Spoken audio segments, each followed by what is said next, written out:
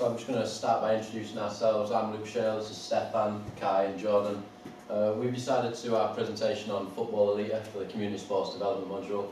The reason we decided to do this, if Kai moves the presentation on, the purpose of our research of the project was to investigate the barriers that are affecting participation rates in young girls in football.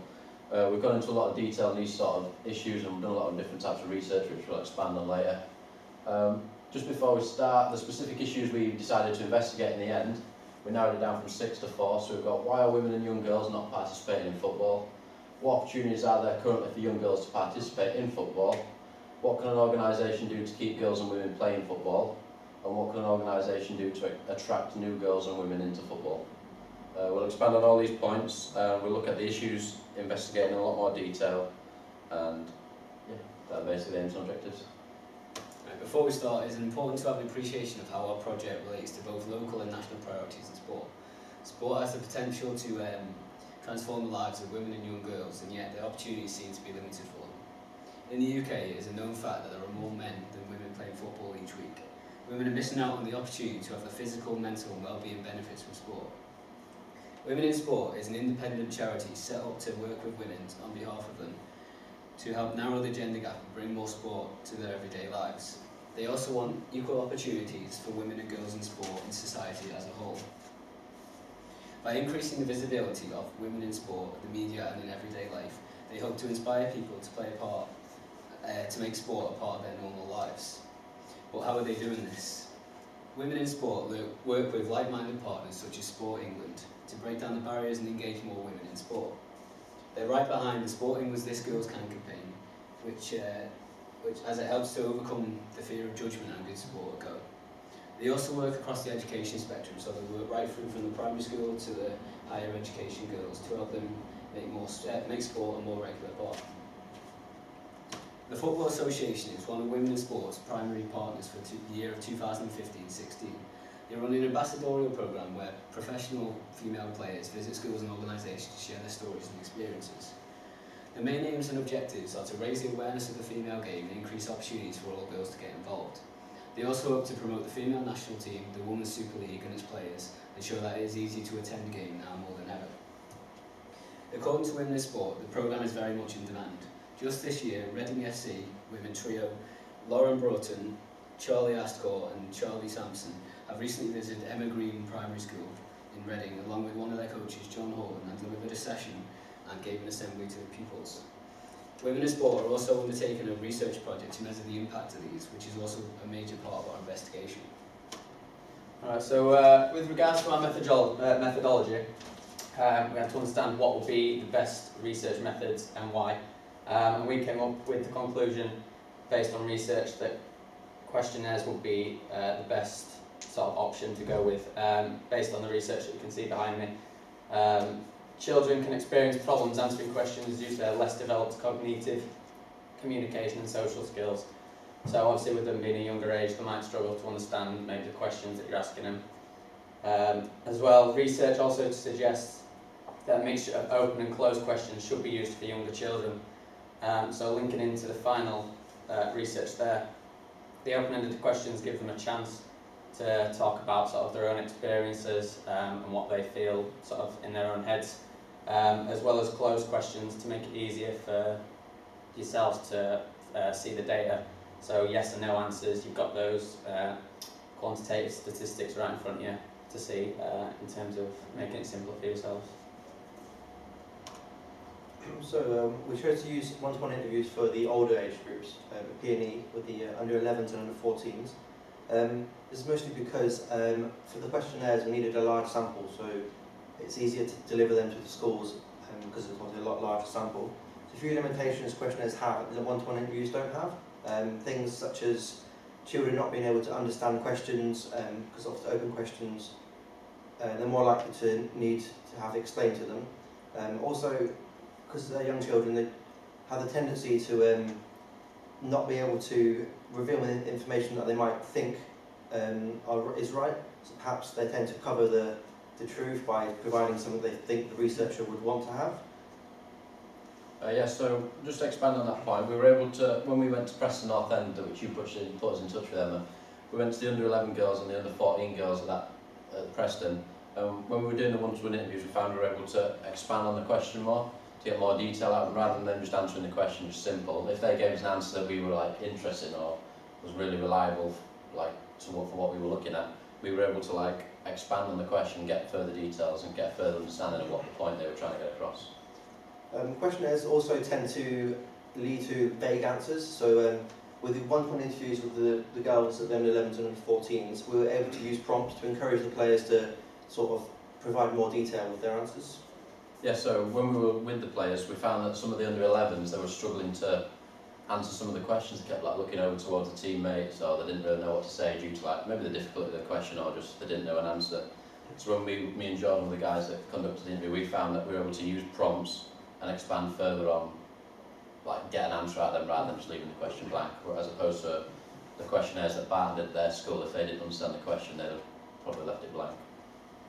Another potential limitation with questionnaires in schools is it tends to, you'll ask your friend for the answer. So with one-to-one interviews, it tends to be eliminate any interruptions, and which obviously allows their opinions to be very much what they believe and not what someone else believes. Yeah, so just linking it back to when we went to P&E again, we found the under-14s were fine, they had no distractions, they were obviously a bit more grown up, a bit more mature, but when we were with the under-11s, we had to kind of take them to one side away from the whole group because they were getting influenced by the other players, and as it's a one-to-one interview, we needed the specific details from each player, so we found we were able to like stop any outside influence and get a realistic answer from the players. We were also able to compare this to the Barton.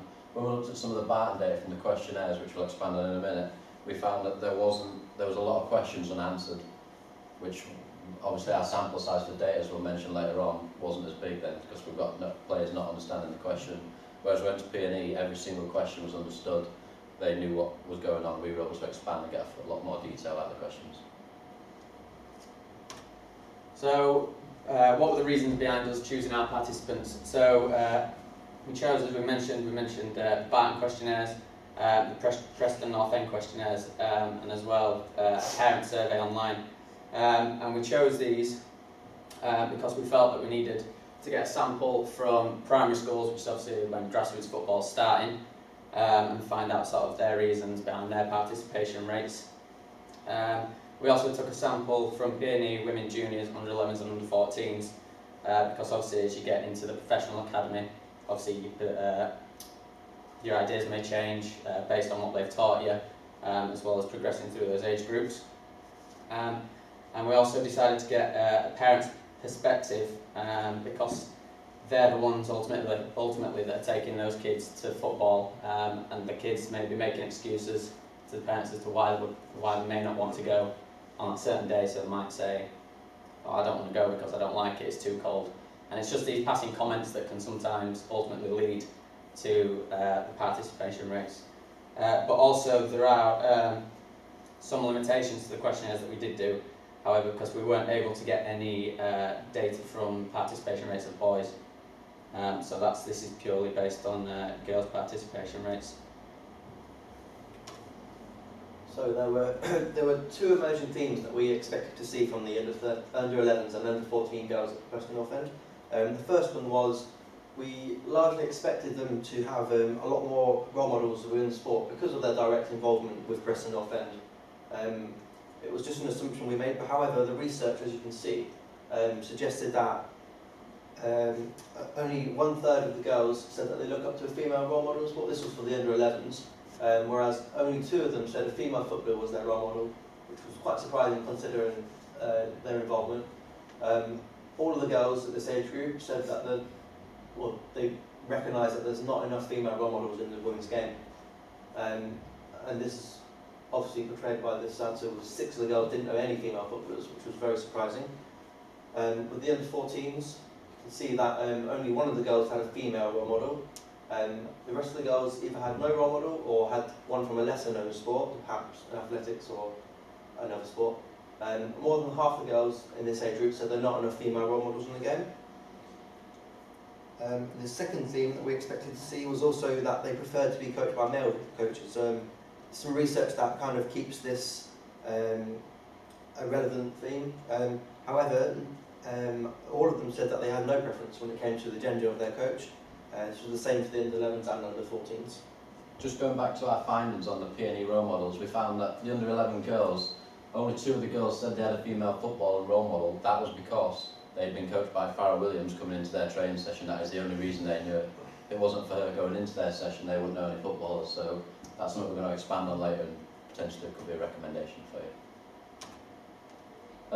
We then went into Barton, St Lawrence. It's a primary school, a local primary school in Preston. So we wanted a different sample size, different year groups, and we also found with this, the questionnaires we could compare the girls to boys. So just to walk you through the results, there's varying different numbers in how many people took part in the survey due to class numbers. But the year 4 girls, to start off with, only 1 in the 8 girls had a female role model, and it wasn't from football. The year 5s, only 2 out of the 14 girls had a role model, so very low numbers again, from a different sport. And the year 6 girls, 3 out of the 15 girls had a female role model, all from a different sport. Whereas if you look to the boys, 9, 7, 11 of them all had role models, with only a few not having role models. And as the research suggests, as role models, high-performance athletes contribute to encouraging people to play sport, and by boosting their aspirations to those already involved within the sport. This is something we're going to expand on later with potential recommendations to how your business, Emma, Football Elite, can move forward and get more girls like a role model and get them participating in your sessions.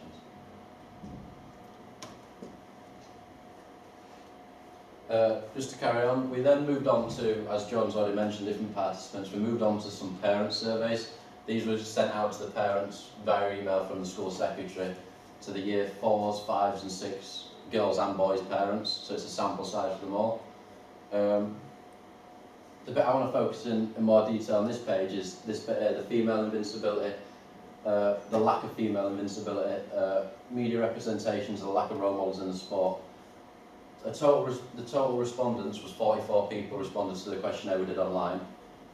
Just under half of them mentioned that they think that the lack of media coverage for females is below what it needs to be, and the lack of role models in the sport isn't where it's supposed to be. The other 2 things we found from that, which is quite concerning in a way, from their stereotypes or personal opinion, is that football is a male-dominated sport, and the attitude and that football as a sport as a whole can be quite sexist towards females in the way that males are judging the female game. John's now going to expand on this. Yeah, so ultimately what does this mean? What does this data mean for you, Emma? So it means, as we can see from specifically the female invisibility, is that there aren't sort of enough female role models sort of locally within sports, specifically football.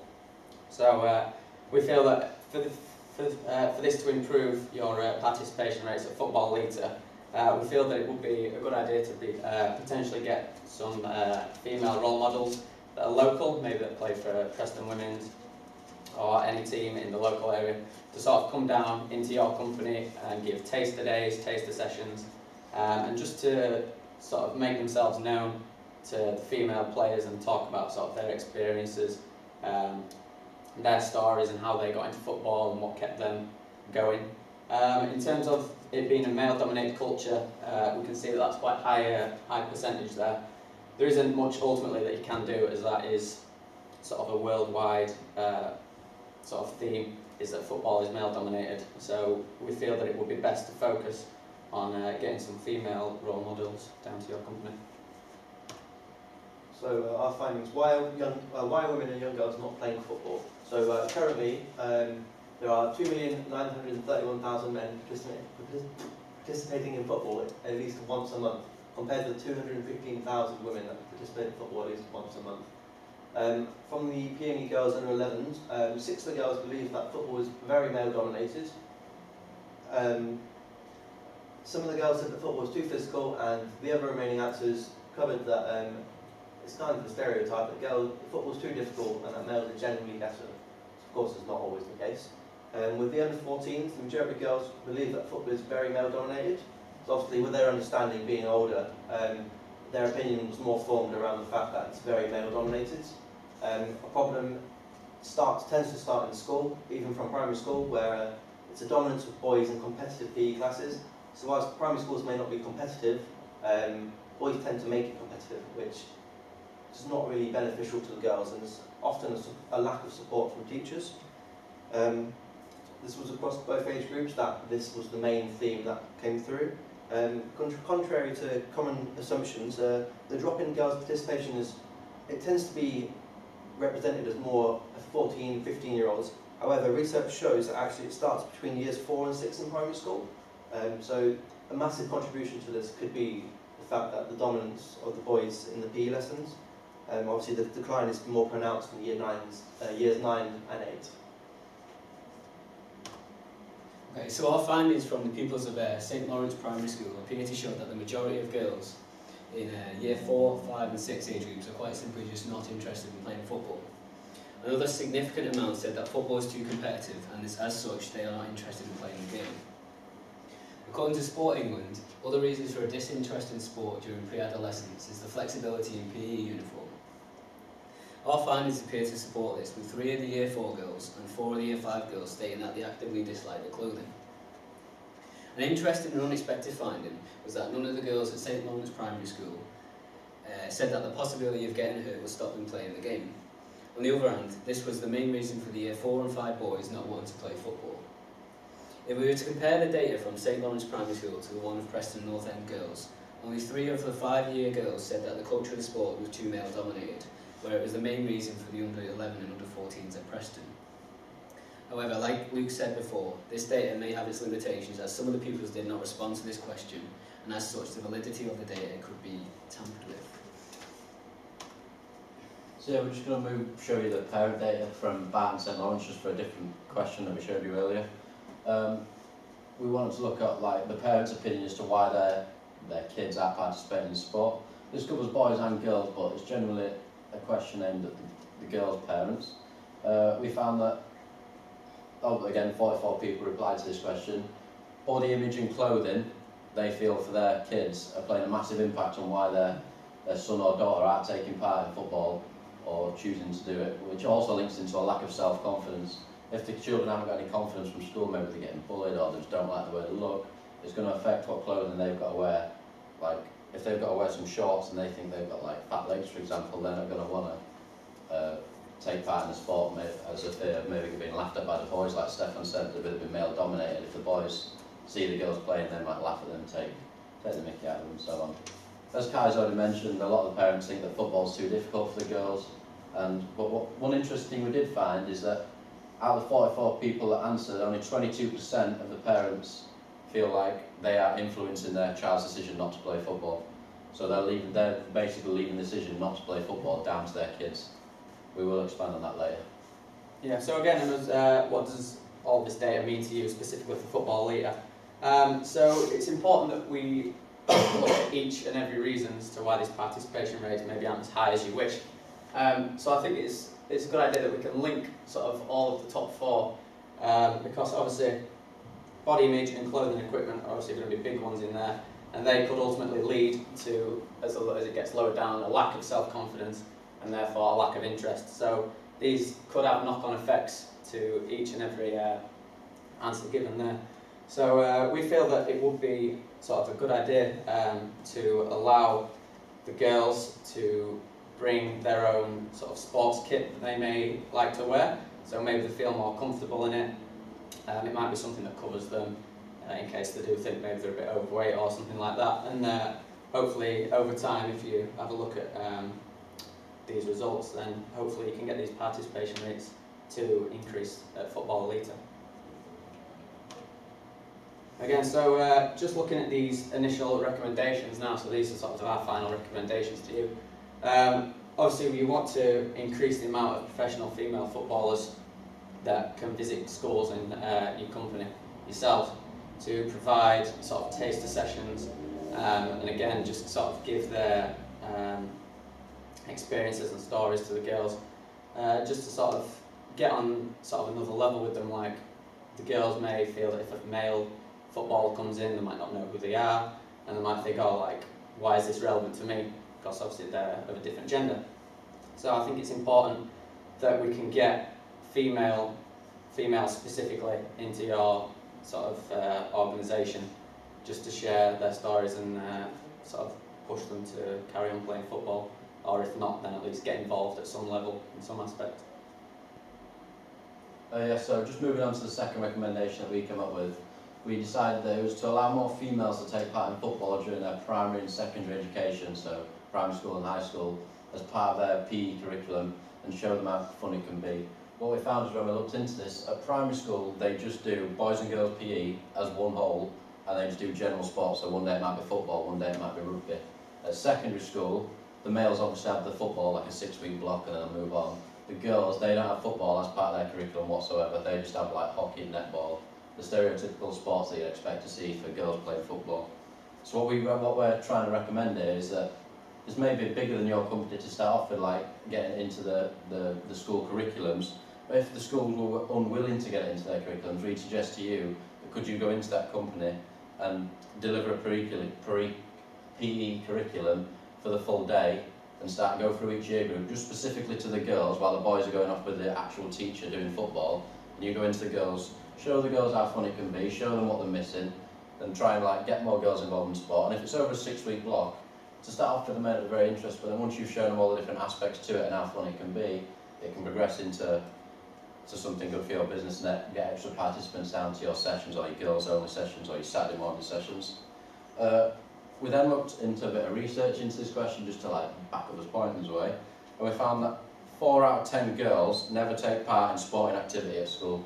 They always make up some sort of excuse as to why they can't do it, especially at high school level. At high school level, girls, they seem to walk into like the music, the friends, like not wanting to be seen playing sports, like maybe impress the boys or whatever. So yeah, that's a bit of research, and almost half of them said they always make excuse to get out of a PE lesson, be it like a fake note from the parents, or they've always made excuses to get out. And that is, we found that from 2014, those statistics are from, and that's from the Women's Sport and Fitness Foundation. So the third recommendation is that to allow females to wear their own sports clothing that they feel more comfortable in. So this is obviously related to the body image and the PE clothing. However, we still allow them to wear their own clothing. There is a programme being run by Women's Sport and Fitness Foundation, pairing up with Virgin Active, which is actually allowing girls in certain schools to create their own or design their own PE uniform, which of course would allow them to be comfortable in what they want to wear because they've designed it. There's an aim behind this to get 500,000 young students involved, trying to eliminate this barrier in sport. By being able to develop their own uniform, it kind of encourages empowerment within girls. Empowerment research shows that this increases participation. So to define it would be a project like this would have aims to empower it by increasing the ability to make choices that they've previously not been able to make. So hopefully by being able to design their own clothing, it could increase their participation within sport. So there are 3 recommendations. What we're going to do now is just like a quick overview. So if Kai wants to go back to the overview of the project, the 4 questions we set out with, can you put them on the slide, Kai? Yeah.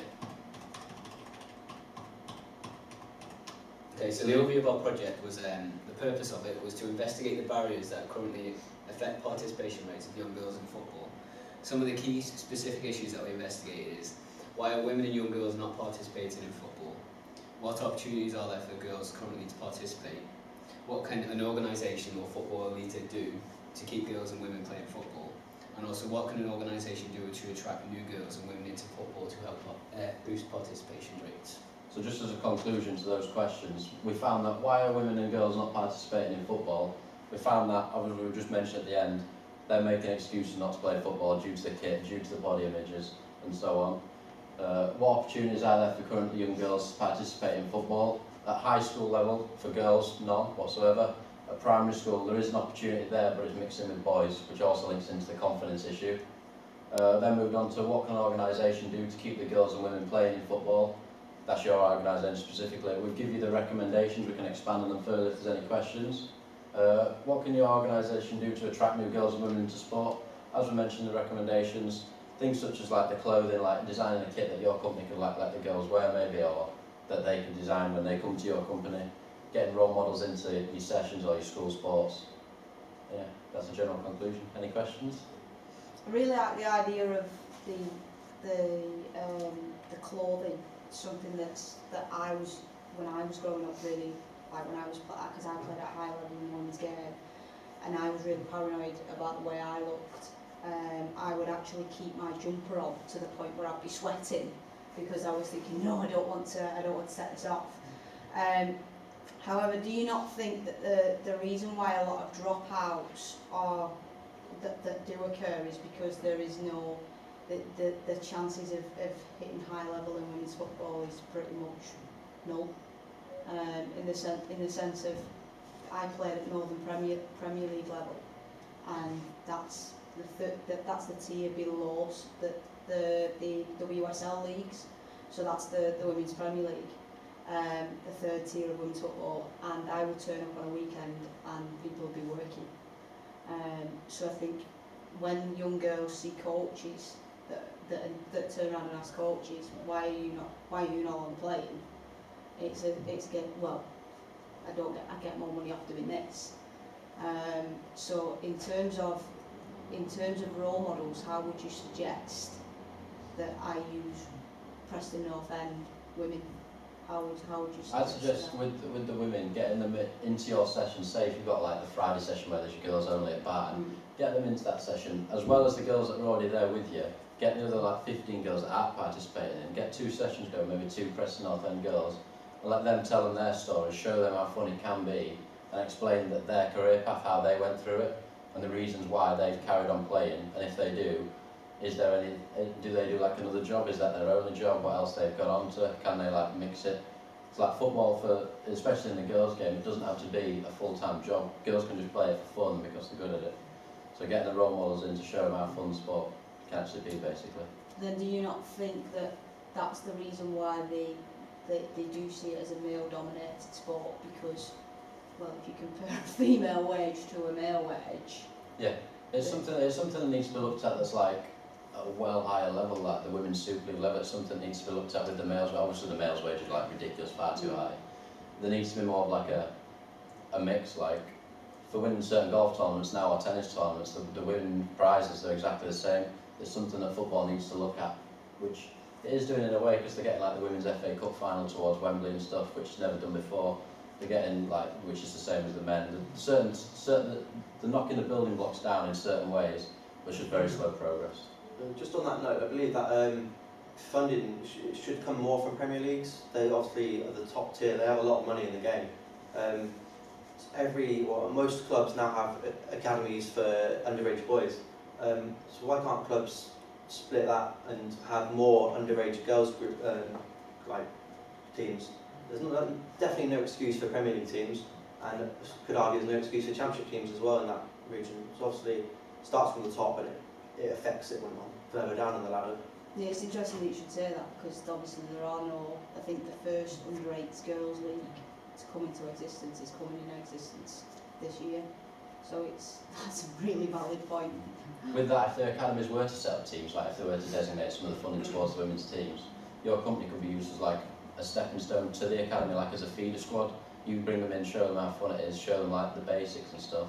And if you get any that like really shine or take a liking to it, that you think, oh, they can do a job, they can like get towards the under-16s, the full-time professionals, then your company could be used as like a stepping stone, like a building block to move on to the academies and get links with professional clubs, which will then get more professional players into your business. Cheers. Any more? No. Thank you very much. Thank you very much. How do you want to turn it off?